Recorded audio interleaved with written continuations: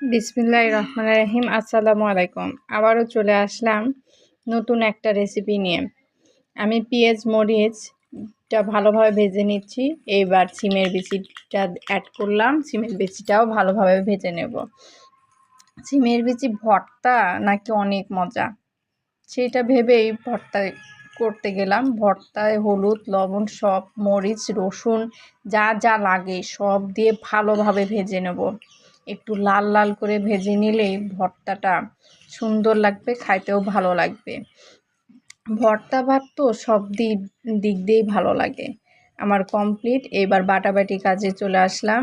এই যে কমপ্লিট আমার ভর্তাটা, একদম লোভনীয়। এর সঙ্গে যদি লেবু থাকে, ভাতের সঙ্গে মাখায়ে চটকায়ে চটকায়ে ভর্তা নিয়ে এক গাল মুখের মধ্যে যদি ভরে দেওয়া যায়, বাবা!